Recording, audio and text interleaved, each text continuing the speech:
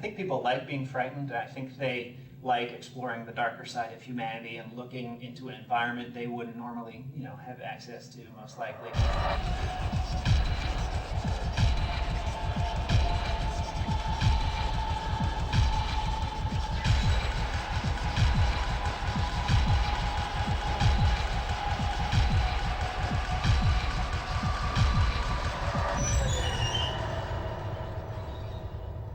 I think early on, the team would talk about what we found compelling in the horror genre, and far and away, The Shining was the movie that stood out for everyone as something that was uniquely horrific, yet not cheesy or ridiculous at the same time. It was a serious piece that is also intensely frightening.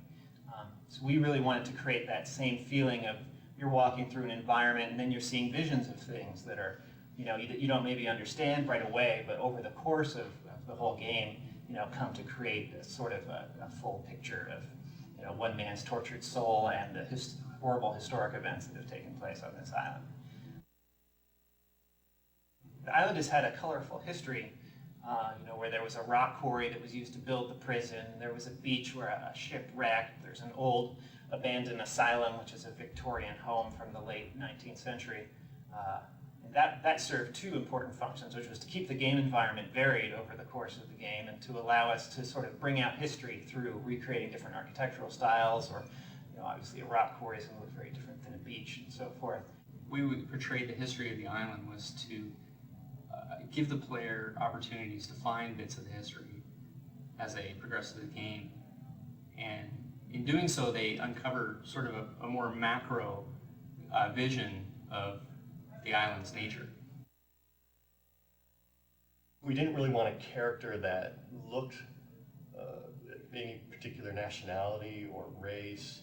He really is almost Neanderthal in his appearance. He's very primal. We wanted that strength to kind of come through, so we built up some of those characteristics.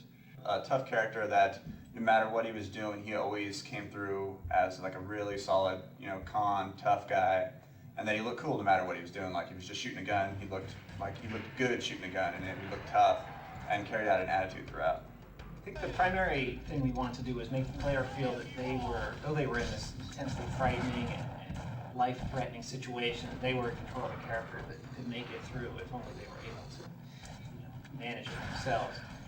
It's not like in some horror movies where the main characters are sort of weak and constantly tripping over roots as they're trying to run away from the guy, and they can just barely manage to survive. Torque is someone who can take on an army of creatures and blast them to bloody bits and then be ready for more.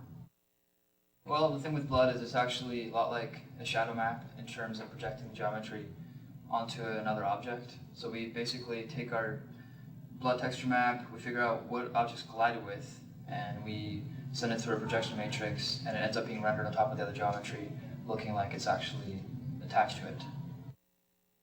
There's actually a whole series of different effects and objects that come into play. We have everything from blood that sprays onto the wall behind you. We have the player actually will have blood spray onto him. He will be covered from face to toe. We have the enemy that you're hitting, of course, gets damaged. You can lose limbs, you can lose your head. It really feels like you're actually doing physical damage to the world. Something that was also important to me was to explore sort of the relationship between corrections officers and inmates. Since it is a prison environment, there's a lot of tension there between these sort of two factions, neither of which has really complete control over the prison. Oh, he won't say. Claims he blacked the whole thing out. I like his story. The needle's too good for him. Filthy inmate, they should all die. I like his story. The needle's too good for him. Filthy inmate, they should all die. Since we were going for sort of a continuous immersive experience, we didn't have the benefit of mission screens or voiceover narration or something helping the player along. So it was a real challenge to sort of get the characters to both talk in a way that's realistic and also in a way that'll convey the story to the player. Welcome to Carnate, inmates. Enjoy your stay. Once the cataclysm happens and the creatures are everywhere, the corrections officers are really on the same side you are. From the beginning, we wanted to stay away from zombies and the more tired horror cliches that everyone's had enough of. and wanted to move on to something that was more disturbing and more unique to this experience. I think it was also early on we decided we wanted to have a theme for all the creatures so that they weren't just, this random Cthulhu monster or, this random apparition. Instead they're each themed after different execution methods, which ties into the history of Carnate and all the various forms of humans killing humans that have gone on there. Creatures, we wanted to make them as creepy as possible, make them feel very intimidating and deadly. We had a lot of inspiration for a lot of the creatures from movies like House on Haunted Hill and old Geiger stuff. It really actually fell on probably one of the sickest character designers I've ever met, Ben. So he really tore it up and really was the inspiration for every one of these character designs. They really started to come home and really started to really have some depth to them once the sound got in. I have to say the sound is probably one of the most amazing pieces of work that's been put into this game. It's incredible. I worked with the composer to come up with sort of a hybrid idea there where we would extract the elements for the music from the sound design.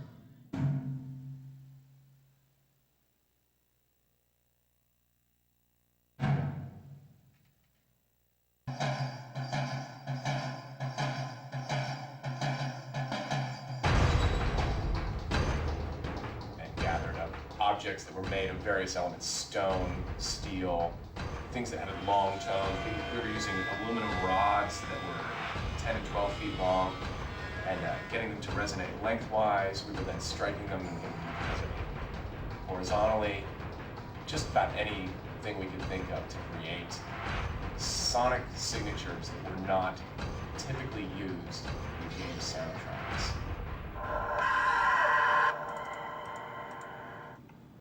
The biggest thing I hope the players bring to the game is their own sort of creativity.